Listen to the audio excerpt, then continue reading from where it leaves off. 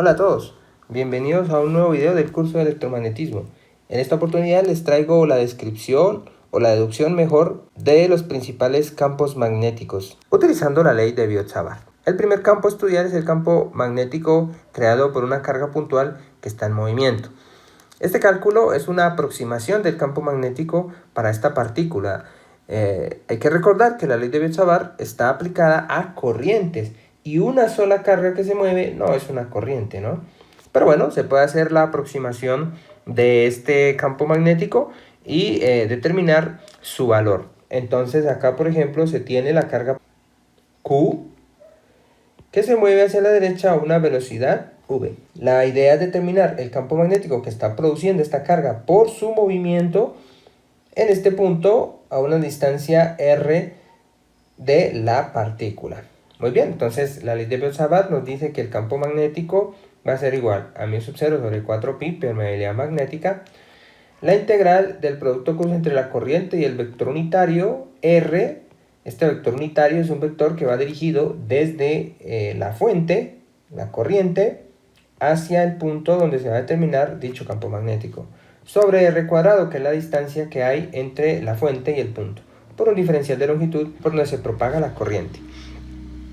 En este caso, lo que se tiene es una corriente que es igual a la carga sobre el tiempo y que va en la dirección, yo lo he llamado vector unitario u. También la longitud que digamos en la que se propaga la corriente, pues básicamente será el recorrido que haga la partícula a cierta velocidad, o sea, velocidad por tiempo. Si se considera que la carga sobre el tiempo es una constante, que la partícula se mueve a velocidad constante, pues todo este producto es una constante y se puede extraer de la integral. Fíjense que es una consideración que para generalmente una corriente no funciona, ¿sí? Entonces por eso les decía que es más una aproximación. Se integra solamente dl. La integral de dl dará pues L.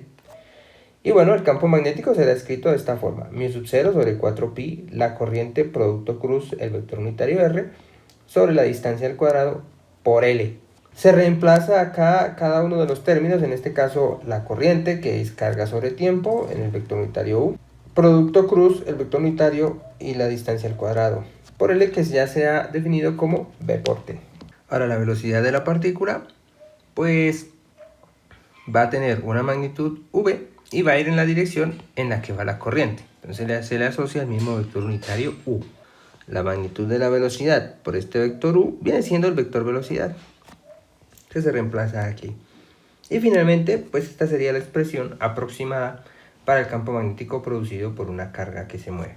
Permeabilidad magnética sobre 4pi, el valor de la carga eléctrica, el vector velocidad de esta partícula, producto cruz el vector unitario que va de la partícula al punto donde se va a determinar el campo, y la distancia que hay entre la partícula y el punto. Este campo magnético también obedece la regla de la mano derecha, y como se puede apreciar en la animación, esta sería una gráfica del campo magnético que está produciendo esta carga en movimiento. Otro de los campos fundamentales es el campo magnético producido por una corriente rectilínea. En este caso se tiene una corriente de esta dimensión. Esa corriente va en la dirección del eje X positivo, es una corriente finita. Para limitar esta corriente voy a utilizar este ángulo θ sub 1 y este ángulo θ sub 2. Vamos a suponer que desde este punto central hasta donde se va a determinar el campo magnético, que es en este punto P, hay una distancia R mayúscula. Muy bien, y nuevamente se aplica la ley de Biot-Savart, μ sub 0 sobre 4pi, la integral de I cruz vector unitario R sobre la distancia al cuadrado por dl. En este caso, la corriente es un vector de magnitud I que va en la dirección vector unitario I, X positivo. Se toma un elemento diferencial de corriente, dl. A partir de ese diferencial de corriente se mide la distancia al punto donde se va a determinar el campo magnético, que es R. Y para esto voy a incluir también el ángulo que hace con respecto al eje vertical, o a R mayúscula θ, ¿vale? Este θ es una variable, ya que este dl puede tomarse en cualquier punto de esta corriente, mientras que θ1 y θ2 son constantes, son valores fijos. Lo primero es determinar el R unitario, que es el vector que va de el punto del diferencial de corriente hasta donde se va a determinar el campo magnético. Va en ese sentido. Para eso utilizo el ángulo θ. Fíjense que si uno proyecta aquí los ejes, θ vendría siendo el ángulo que va entre el vector unitario R y el eje vertical. Entonces, para poderlo descomponer, R unitario sería seno de θ en I, coseno de θ, J. Repito, aquí sería el eje Y aquí estaría el ángulo θ que he marcado aquí. Son el mismo ángulo. Y fíjense, adyacente para Y, opuesto para X. Seno para X, coseno para Y. Muy bien. Entonces, ya con eso establecido, empiezo a aplicar la ley de Biot-Savart, mi sub 0 sobre 4pi, la integral de la corriente que va en I, producto cruz el vector R unitario, sobre la distancia al cuadrado por el de X, que viene siendo de L. Ahora, haciendo el producto cruz y 0, y cruz J daría K. ¿Listo? ¿Qué sería este vector que vemos acá? O este resultado. Es decir, que en este punto voy a observar el campo magnético saliendo del plano. En esta dirección. ¿Listo? Saliendo del plano. Si hubiese hecho el cálculo del campo magnético por la parte inferior, simplemente aparecería un menos ahí en el vector unitario para el eje vertical y daría como resultado un campo magnético que va entrando al plano. Aquí veríamos el campo, aquí el campo magnético se vería entrando al plano y aquí se ve saliendo del plano. Se obtiene entonces esta expresión final. Para resolver esta integral, en un principio se va a integrar a X, pero si se cambian los valores de X, se va a cambiar también el ángulo de θ y se va a cambiar evidentemente el valor de R. Hay una relación entre esas tres variables. Eso se ha hecho varias veces. Lo más sencillo es elegir la parte angular para resolver esta integral, de ahí que esta corriente esté limitada por los ángulos θ1 y θ2. Entonces se usa la geometría, por aquí estaría R, recuerden, por aquí estaría X, y esto de acá lo hemos llamado R mayúscula, que es una constante, es el punto donde se va a determinar el campo, y esa distancia no cambia, lo que se va a ir integrando es el filamento que lleva la corriente. Muy bien, entonces aquí tenemos que el cateto opuesto, que es X, es igual al adyacente por la tangente de θ. En este caso voy a sustituir a X, entonces de X vale, al derivar, R secante al cuadrado de θ por dθ. Para la parte de la hipotenusa, la voy a dejar en términos de el cateto adyacente, que es la constante, entonces uso la secante. Y bueno, en este caso al cuadrado, R cuadrado vale R mayúscula cuadrado, secante al cuadrado de θ. Bueno, se hace ese cambio de variable, limito ahora sí la integral, que va de θ1 a θ2, este coseno queda igual, se reemplaza el de X por R secante al cuadrado de θ por dθ, y se reemplaza R cuadrado minúscula. Aquí la secante se cancela un R mayúscula, se puede sacar el que queda ahí, ¿cierto? Se llega simplemente a una integral de coseno de θ. La integral de coseno de θ es seno de θ. Y al evaluar esta integral entre θ1 y θ2, pues bueno, se llegaría a esta expresión. Para este caso, está en la dirección del vector unitario K, saliendo del plano, recuerden. Pero en general, por regla de la mano derecha, si la corriente va en la dirección del eje X, el campo circula en este sentido, alrededor de esa corriente. ¿Cómo se muestra en la animación? En esa dirección. Entonces, para describir ese comportamiento del campo magnético alrededor de la corriente en cualquier punto, le voy a asociar en general un vector angular phi. El campo magnético es μ sub 0 corriente sobre 4pi por R, seno de θ2 menos seno de θ1 en la dirección de un vector angular phi, que indica que el campo circula alrededor de la corriente. Muy bien, entonces ya se puede determinar ese campo magnético en función de la corriente que se aplique al alambre, la distancia a la cual se va uno a parar de ese alambre y las dimensiones del alambre. Si el alambre es muy largo, es decir, para hablar de filamentos infinitos, que esto es un concepto relativo, entonces básicamente lo que se está diciendo es que R es pequeño si se compara con las dimensiones del alambre. Es decir, si este punto se hace por acá cerquita al alambre. En ese caso, pues los ángulos tienden a volverse ángulos rectos. θ1 y θ2 tienden a ser ángulos rectos. Sí, entonces, si el filamento es infinito, θ2 es pi medios, θ1 es menos pi medios, por cómo se está midiendo, ¿cierto? A favor y en contra de la manecilla del reloj. Entonces, al tener eso en cuenta, el campo magnético quedaría mi sub 0 corriente, 4pi por r, seno de θ2 que es pi medios, menos seno de θ1 que es menos pi medios. Como el seno es una función impar, seno de menos pi medios vale menos 1. Con este menos que está acá, daría 1. Y seno de pi medios 1, es decir, todo esto da 2. Con este 4 se simplifica y el campo queda de esta forma, mi sub 0 i sobre 2 pi r en la dirección phi. Esas son las dos expresiones de campo magnético para una corriente. Si la corriente es finita, si la corriente es infinita o si el filamento es infinito. Fíjense, vector unitario phi que indica que el campo circula la corriente. La dirección de este vector obedece las reglas de la mano derecha. Bueno, otro campo fundamental es el que genera un anillo de corriente, una espira de corriente circular. Entonces aquí se tiene ese anillo por el que está circulando la corriente, ¿vale? Cada uno de estos bloquecitos indicaría un elemento diferencial de corriente. Yo lo he pintado acá de color verde. Y la corriente fluye en el sentido en el que indica este vector, I. Y nuevamente, ley de Biot-Savart. En este caso se va a calcular el campo magnético que produce una espira de corriente circular sobre su eje. La espira está ubicada en el plano XY y el campo se va a calcular sobre el eje Z. Para resolver este problema voy a utilizar un sistema cilíndrico generado o formado por un vector unitario ρ, un vector unitario φ y el vector unitario k para el eje Z. Entonces, la corriente que va circulando por acá en el anillo lleva dirección del vector unitario phi.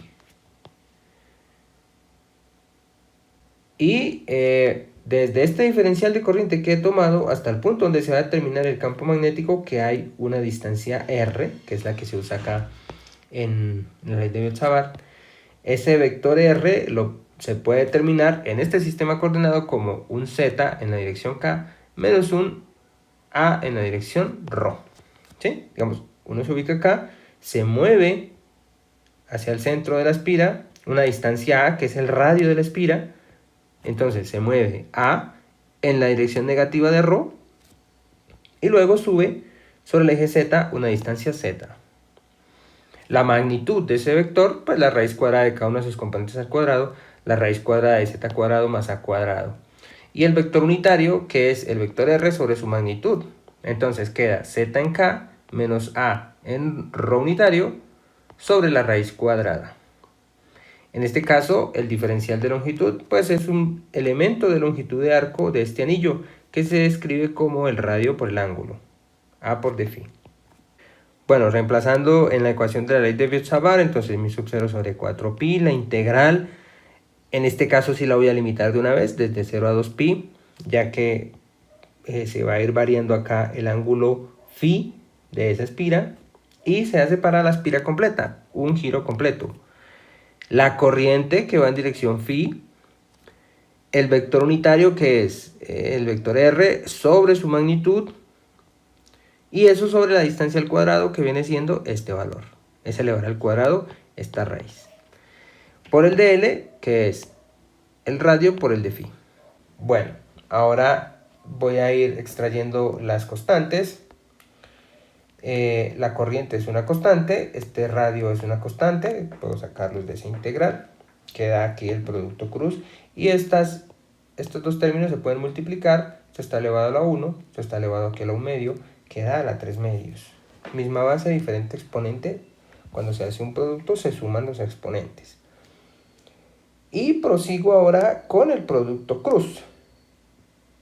El producto cruz, phi unitario, cruz k, eso da ρ unitario. Y el producto cruz, phi unitario, cruz, ρ unitario, da menos k. Entonces aquí aparece un más ahora. Bien, fíjense que aquí hay un menos. Pero aquí aparece un más. Ese menos aparece del producto cruz. Eso se puede ver acá, según este diagrama que he dibujado, ¿no? Recuerden, si el producto va en el sentido de las manecillas del reloj, es negativo. Si va en contra, es positivo. Entonces este primer producto cruz es vector unitario phi, vector unitario k. Tomo el vector unitario phi, lo cruzo con k. Eso me debe dar vector unitario ρ positivo. El segundo producto es vector unitario phi, producto cruz, vector unitario ρ. Tomo el vector unitario phi y le hago producto cruz con el vector unitario ρ. Eso da vector unitario k, pero negativo. Bien, con este menos, más. Listo. Por de phi. Ahora para poder resolver esta integral, z, fíjense que vamos a integrar a phi. K es constante para phi. Z es constante para phi. A es constante para phi. Pero este vector unitario no. Este vector unitario depende de phi. En coordenadas cilíndricas, el vector unitario ρ es escrito como coseno de phi en i, seno de phi en j. Se reemplaza en la integral y se separa una integral para ρ y una integral para k. Aquí están las dos integrales separadas. Z constante en la integral y el vector unitario ρ escrito en cartesianas. Y la otra integral a constante y la integral de phi. Entonces se integra, la integral de coseno da seno y la integral de seno es menos coseno. Y la integral de phi, pues phi. Todas esas integrales evaluadas entre 0 y 2pi. Z y A, recuerden, son constantes, entonces pueden sacarse de la integral sin ningún problema. Al evaluar seno de phi, entonces seno de 2pi 0 y seno de 0, 0. Luego la componente y da 0. Al evaluar el coseno, coseno de 2pi 1 y coseno de 0, 1. 1 menos 1, 0 también. Y solamente queda la componente k, que al evaluar phi entre 0 y 2pi, pues da 2pi. ¿Listo? Entonces este término desaparece y solo nos queda el campo en la dirección del eje z. Luego el campo magnético es mi sub 0 i por a sobre 4pi z cuadrado más a cuadrado a la 3 medios por 2pi por a. Aquí se puede simplificar el pi, se puede simplificar este 4 con este 2, queda un medio, y este a se puede multiplicar por este. Y se llega a esta ecuación. Bien, en este caso, recuerden, he calculado el campo magnético sobre el eje z para una espira que está en el plano XY. El campo magnético apunta en la dirección z, a lo largo del eje de esa espira. Pero, en general, se puede dejar como un vector unitario normal, normal al plano de la espira, siempre. Obedeciendo la regla de la mano derecha. Fíjense, esta corriente fluye en este sentido, ¿cierto? Así. El campo magnético debe apuntar así. ¿Bien? Bueno, recordemos que las líneas de campo realmente de una espira circular se señalan ahí en la animación. Pero para el campo magnético en este punto específico siempre es perpendicular al plano de la espira. En general se tiene entonces que el campo magnético vale mi sub 0 corriente, el radio de la espira al cuadrado, sobre 2 veces la distancia a la que se ubique el punto de la espira a lo largo de su eje, el radio al cuadrado a la 3 medios. Y ese campo siempre será perpendicular al plano de la espira. Bien, esa es la forma de determinar el campo magnético de una espira circular. Y bueno, finalmente el campo magnético de una lámina infinita. Esto ya es una corriente superficial. Vamos a suponer que esta lámina o sobre esta lámina fluye una corriente en el sentido en el que se está resaltando, ¿cierto? Para resolver este ejercicio voy a tomar el concepto de corriente superficial, que pues es JS, que es corriente por unidad de longitud. Es decir, que si se toma un pedazo de corriente de esta lámina, pues básicamente es la densidad de corriente superficial multiplicado por el grosor de la lámina que se cortó. Es decir, voy a tomar esta lámina y la voy a dividir en filamentos infinitos. Como cada uno de estos elementos de corriente de I son filamentos infinitos, puedo partir del campo magnético de un filamento infinito. ¿Listo? Para un DI, un elemento de campo diferencial. Y aplico la regla de la mano derecha. Entonces, el campo alrededor de esta corriente debe circular así, ya que la corriente sale del plano. Entonces, si me voy aquí a este punto, vería que el campo hace esto.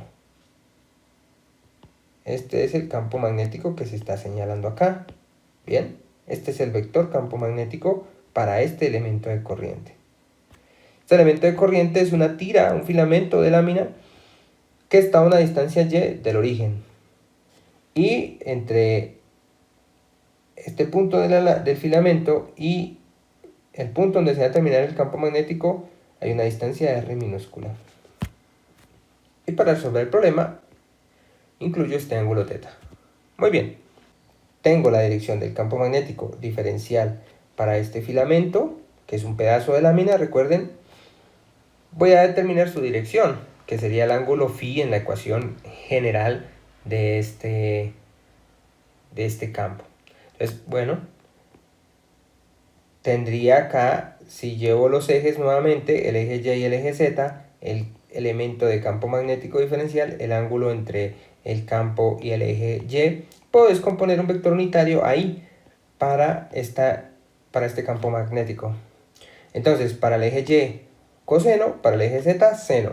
Es decir, que F unitario va a ser menos coseno de θ en J, va en el sentido negativo del eje Y, menos seno de θ en K, va en sentido negativo del eje Z. ¿Listo? Es el vector unitario que lleva este vector. El elemento diferencial de campo magnético va a ser escrito como μ sub 0 por el de I. El de I vale JS de Y, sobre 2πr, la distancia entre el punto central del filamento y el punto donde se va a terminar el campo magnético, y el vector unitario. Y bueno, esto es lo que se va a integrar. Entonces integramos. Esta integral se va a hacer desde menos infinito hasta infinito, porque recuerden, este es un filamento o una lámina infinita.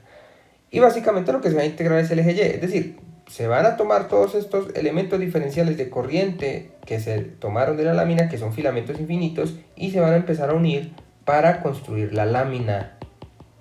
¿Vale? Se integra Y desde menos infinito hasta infinito. Se sacan las constantes, que es μ sub 0 JS sobre 2pi.